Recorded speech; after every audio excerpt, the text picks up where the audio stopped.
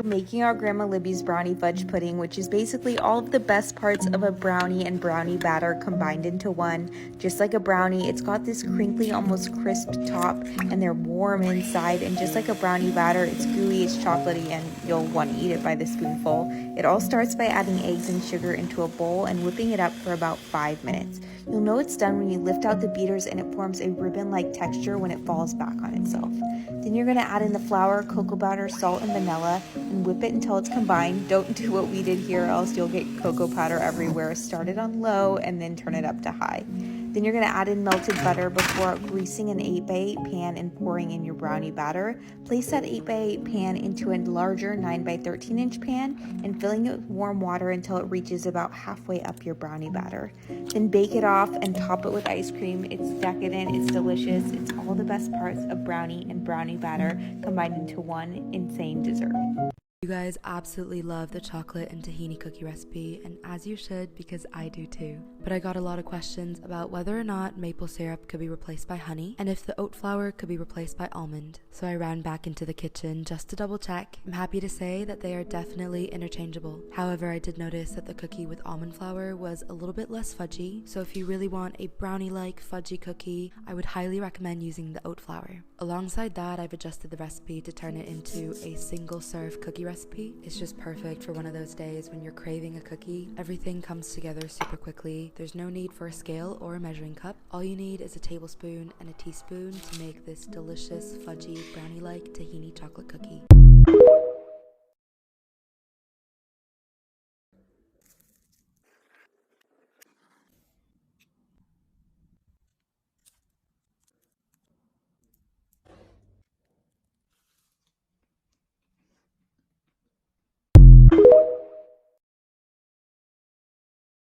You heard it here first, we're making reverse brookies. They're like regular brookies, but they're made with blondie batter and double chocolate chip cookie dough. Cream butter and sugar together, then add egg, vanilla extract, then dry ingredients, so flour, cocoa powder, salt, and baking soda. Then chocolate chips. Now onto the blondie batter, we're going to add melted butter and sugars together, whisk, then add in your eggs, vanilla extract, and then flour, salt, and mix that. Then alternate the batters in the pan, bake, let them cool, slice, and then enjoy. If you've never had a beignet, stop scrolling.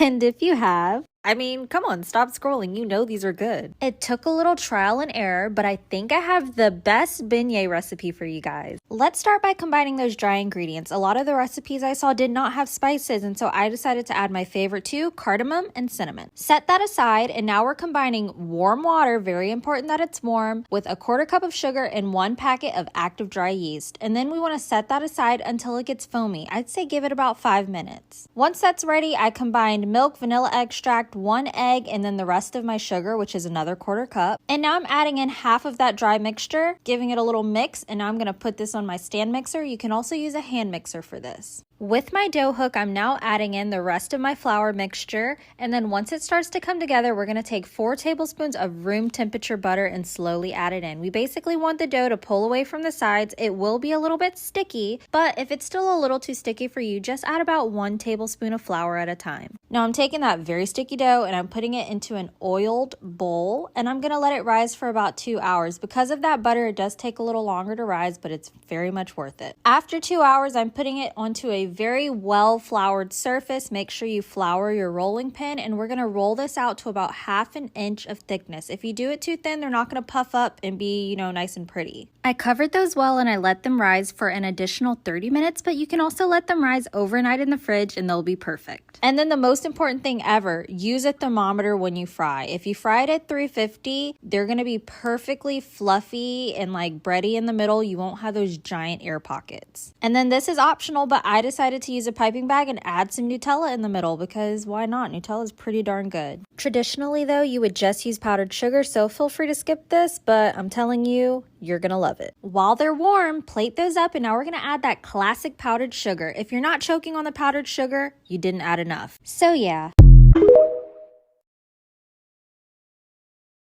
Let's make Kinder and milk chocolate brownies for my sister. Now, my sister is a fussy eater. She doesn't like any nuts, not even Nutella or Kinder Bueno. So I wanted to make a brownie with all of her favorite things. I used milk chocolate in the batter instead of dark, whisked this in, then I added dairy milk spread instead of Nutella. I then sifted in the plain flour, cocoa powder and salt because salt is a must in brownies. My sister loves chocolate buttons, so I taste tested them to make sure they were okay, then folded them in. This is how I line my tins to get a really snug fit. Then I dolloped half the brownie batter and placed a layer of mini Kinder bars on top because she loves Kinder chocolate. I dolloped the remaining brownie batter on top, then baked it in the oven until the edges cracked and it no longer wobbled. My sister took some home to eat, so hopefully she likes them. I'll update you. Enjoy!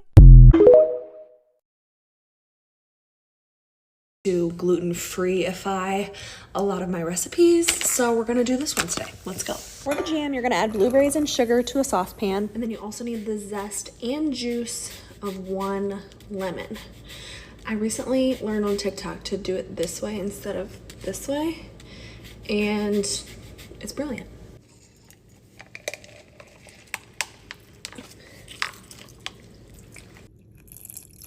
Bring that to a boil and then stir in a cornstarch slurry to help thicken it up. I always like to throw in some extra blueberries at the very end, but that's optional, and you can see here how it thickens up as it cools. For the shortbread, you just need butter, granulated sugar, light brown sugar, vanilla extract, and then a little bit of lemon extract or paste.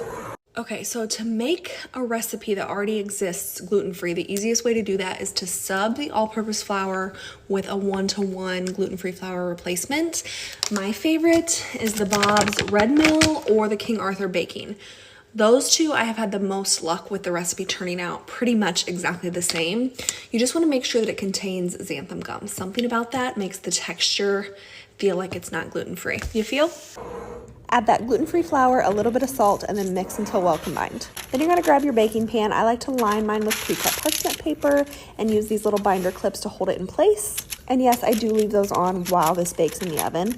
Save about 1/3 of a cup of the shortbread and spread the rest into the bottom of the pan. I like to use my fingers to press it out and then an offset spatula just to make sure it's even. Pour in that blueberry jam, look how pretty, and then crumble that shortbread crust that you saved back on the top. I just kind of pull it apart with my fingers and put it all over the top just like this, and keep doing that until it looks just like this. Then bake at 350 for about 35 minutes. Okay. She's out of the oven, cool off a bit. I'm going to pop it in the fridge to let it chill, and I'm gonna run and get Lila from school, and then when I come back, we will slice it and taste it, okay?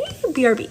Here they are right out of the oven, and I prefer to eat them chilled, so I always put them in the fridge for about 30 minutes before serving, but they're also good room temp, up to you. Slice them, dust them with powdered sugar, and ugh, they're gorgeous.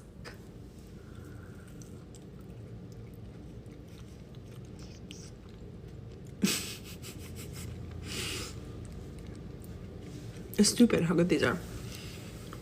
I did have to bake them for an extra like 5 minutes, so like 35 minutes instead of 30.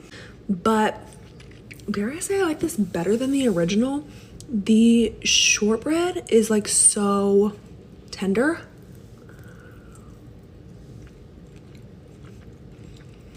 Ten out of 10. Is anyone having a Halloween party? Because if you are, you have to try these super easy and delicious peanut butter spider cookies. Into a bowl or a stand mixer, we're gonna combine our room temperature butter, sugar, and peanut butter. Whip it until it gets nice and fluffy. Then add in your room temperature egg, vanilla extract, salt, and baking soda. Next, slowly sprinkle in your sifted all-purpose flour, mix until just combined, scrape off your little paddle attachment, and then weigh each cookie so they can bake evenly. When you roll them, go ahead and toss them in sugar, place them on your baking sheet with parchment, and then stick them in the oven to bake for 8 to 10 minutes. And then while they're still hot from out of the oven, go ahead and add your mini Reese's right on top, press them down a little, and then add some candy eyeballs. These were already looking so cute. But now we're gonna melt some chocolate chips, put it in a piping bag, and we're gonna add those adorable little spidery legs.